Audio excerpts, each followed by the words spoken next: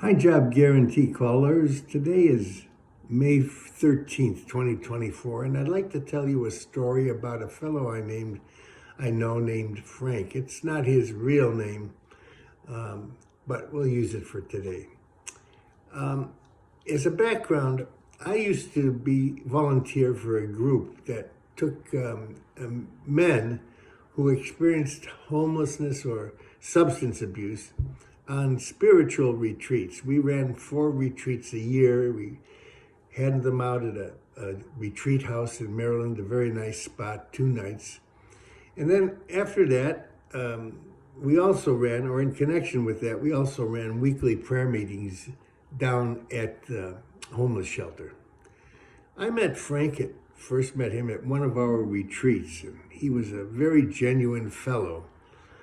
He was enjoying the retreat. He was cooperating fully. And you could tell that he was the kind of person that was trying really hard to turn over a new leaf.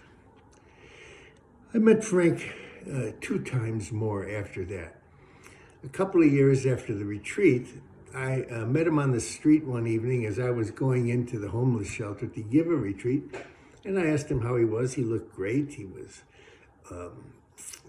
looked fine. He was well dressed. And I asked him if he had a job. He said, "No, but I'm taking a training course, and it's going to prepare me to apply for some jobs." And I said, "Well, good luck, Frank." And so we said goodbye. The last time that I saw Frank was at a homeless shelter.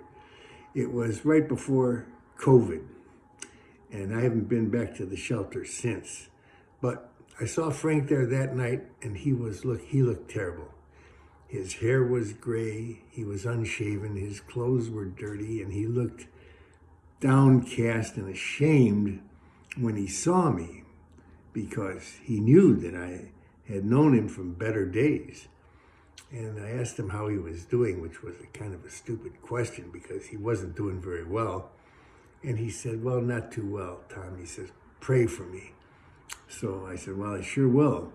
And I gave him a couple of dollars, and then I went up and had my prayer meeting.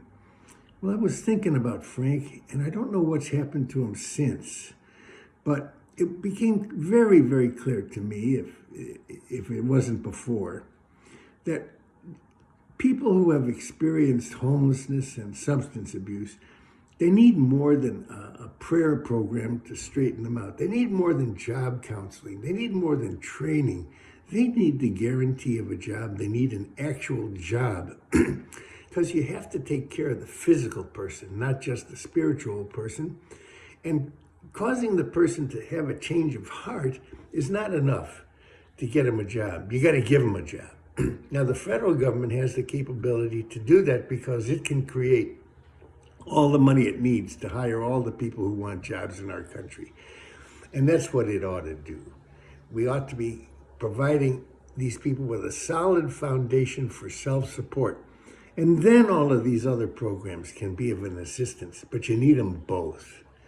So this week, try to make a call to your senator or your congressperson and tell them the country really needs a job guarantee.